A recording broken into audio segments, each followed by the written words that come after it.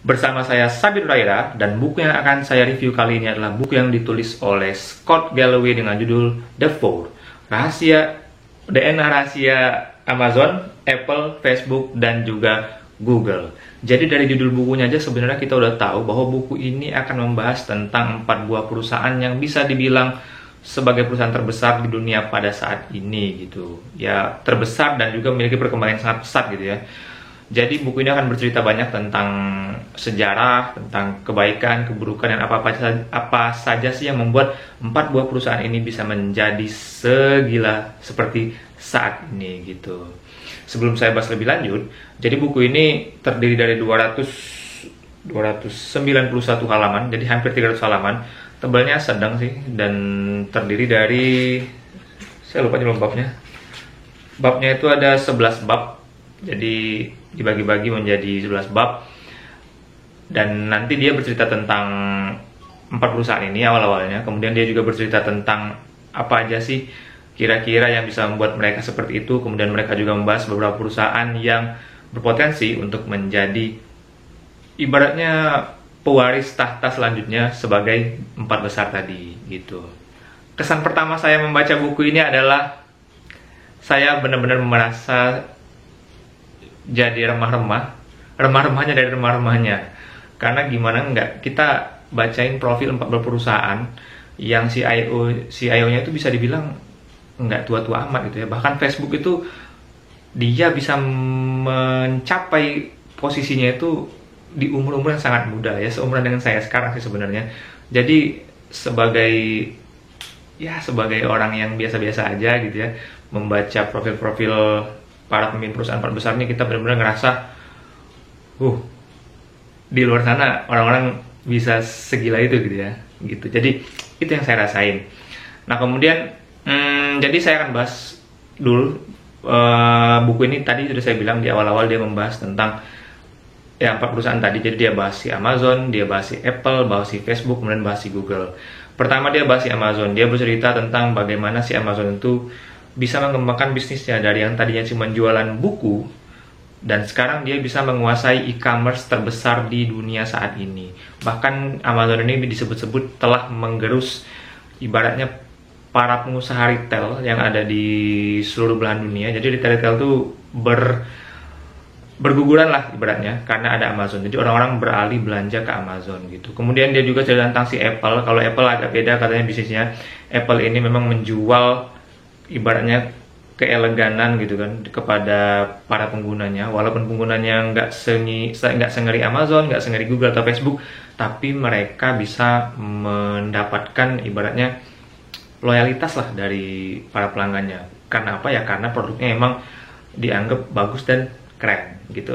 Kemudian gimana kalau dengan Facebook dan Google? Kalau Facebook dan Google memang disebut-sebut sebagai perusahaan media. Mereka berdua memang mendapatkan penghasilan yang sangat besar dari iklan-iklan yang mereka miliki. Di mana iklan itu kenapa bisa laris? Karena mereka miliki big data yang sangat besar. Jadi mereka bisa tahu gitu kan, pengguna-pengguna mereka yang senang olahraga sepak bola, yang senang olahraga ini, atau yang senang main gitar, atau yang senang masak, mereka bisa tahu, dan itu benar-benar menghasilkan penghasilan dari iklan yang sangat besar sekali untuk kedua perusahaan ini. Jadi itu yang mereka bahas, yang dibahas di buku ini di 4 bab awal. Jadi, tapi yang menariknya adalah saya kira tadi buku ini akan bercerita tentang sejarah atau gimana sih keunggulan-keunggulan dari 4 perusahaan ini. Nyatanya si Scott Galloway ini juga menuliskan tentang kebobrokan dari perusahaan ini, kenapa mereka itu sebenarnya nggak bagus-bagus amat, apa dosa-dosa yang telah mereka lakukan dan sebagainya. Bahkan seperti contoh Apple, Steve Jobs yang ibaratnya dipuja-puja oleh para orang gitu kan, dia malah di sini ibaratnya ngata-ngatain gitu kan. Steve Jobs itu katanya nggak bagus-bagus amat gitu kan, orang-orangnya tuh ya brengsek segala macam ya. Dia disebutin lah di sini buku ini, dia agak frontal sih bahasanya gitu. Kemudian Scott Galloway ini menjelaskan tentang gimana sih sebenarnya bila di era digital saat ini, kalau kita mau menjadi perusahaan ibaratnya menjual produk yang memang laris di pasaran, kita harus bisa menjual sebuah produk yang memang dibutuhkan atau bisa menarik minat otak, hati, dan juga alat kelamin gitu. Jadi panjang lebar sih dia jelasin di situ kenapa otak hati dan kelamin itu sangat berpengaruh gitu ya untuk menjual suatu produk yang kita miliki itu gitu. Kemudian setelah dia berbicara panjang lebar, dia membuat satu bab sendiri gitu ya tentang ciri-ciri apa aja yang dimiliki oleh keempat perusahaan ini, yang dimiliki oleh The Four. Jadi di situ ada kayak global, jadi perusahaannya harus udah dalam skala global gitu kan, bukan cuma di negara tertentu. Kemudian mereka juga memiliki model visioner, kemudian juga mereka memiliki letak geografis yang bagus dan sebagainya. Mereka juga punya AI, kecerdasan buatan dan sebagainya. Itu banyak sih sebenarnya, ada beberapa ciri-ciri yang dimiliki oleh The Four, dimana menurut dia kalau orang-orang ingin menjadi seperti The Four ini, ya mereka harus menguasai juga beberapa ciri-ciri tersebut itu. Selanjutnya, Scott Galloway juga memberikan daftar perusahaan yang ibaratnya bisa menjadi perusahaan kelima yang akan berdiri bersama-sama The Four ini. Jadi di situ saya sebutin sih apa aja sih perusahaan yang berpotensi menjadi perusahaan kelima, yaitu ada Alibaba, ada Uber, ada Airbnb, ada juga kayak Tesla dengan mobilnya yang super keren dan super canggih itu dan sebagainya.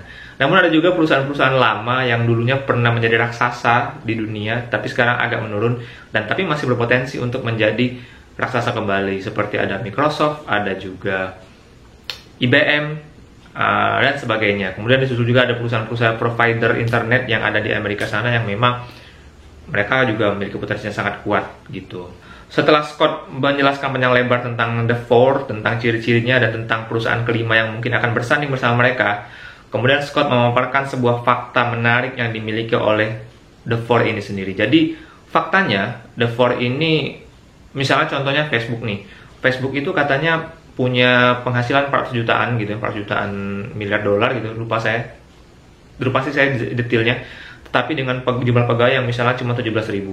Sementara di zaman yang sama, perusahaan-perusahaan yang lama itu memiliki laba sepertiga dari Facebook, tetapi mereka memiliki jumlah pegawai 10 kali lipat dari si Facebook itu sendiri. Yang artinya apa? Yang artinya perusahaan-perusahaan saat ini seperti The Four, mereka ini memiliki untung yang sangat-sangat besar sekali, tetapi memiliki pegawai yang sangat-sangat sedikit sekali. Yang artinya apa? Artinya uang yang begitu banyak itu hanya dibagi-bagikan kepada beberapa orang yang sangat sedikit dibandingkan di zaman dahulu, di perusahaan-perusahaan yang lain gitu ya. Dan artinya apa? Artinya jika keempat perusahaan itu terus berkuasa dan terus mengekspansi pasar, yang ya jelas akan banyak pengangguran gitu. Kalau perusahaan-perusahaan lain pada rontok gitu kan, pada berguguran dikarenakan keempat perusahaan ini, ya mereka pegawainya cuma sedikit gitu kan. Mereka pegawai sedikit tapi untungnya gede gitu kan.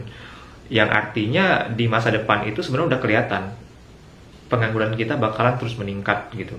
Karena apa? Karena semuanya sudah diotomatisasi oleh IT, oleh kecerdasan buatan dan segala macam. Dan ini menjadi salah satu isu yang dibicarakan oleh si Scott, bahwa ya di masa depan itu kita sudah mulai menghadapi isu tentang pengangguran yang bakalan besar-besaran banget gitu. Kemudian setelah membahas tentang pengangguran, jadi Scott ini juga ya dia nggak cuma ngelemparin isu penganggurannya, jadi dia juga bercerita. Jadi semakin banyak pengangguran, artinya orang-orang yang biasa-biasa saja di masa depan mungkin bakalan sulit banget dapat pekerjaan. Siapakah yang bisa dapat pekerjaan dengan mudah? Yaitu mereka yang memang nggak biasa-biasa aja gitu. Dan dia juga menjelaskan, dia ibaratnya ngasih tips di bab terakhir sih, bukan di bab terakhir, di bab 2 terakhir dia ngasih tips. Apa sih tips saya untuk kalian semuanya para pembaca, biar kalian menjadi orang yang bukan biasa-biasa saja itu, yang artinya kalian bisa menjadi orang-orang yang tetap nggak sulit mendapat pekerjaan di masa depan. Jadi dia jabarin ada banyak banget sebenarnya, tapi intinya sih salah satunya ada universitas, sekolahnya harus keren, kemudian dia harus biasa berprestasi, kalian juga harus pamerin skill kalian lah gitu ya di media sosial dan segala macam biar orang tertarik. Kemudian ada juga tentang orang-orang yang hidup di kota besar, kita punya peluang lebih bagus, kemudian terkait geografi dan segala macam.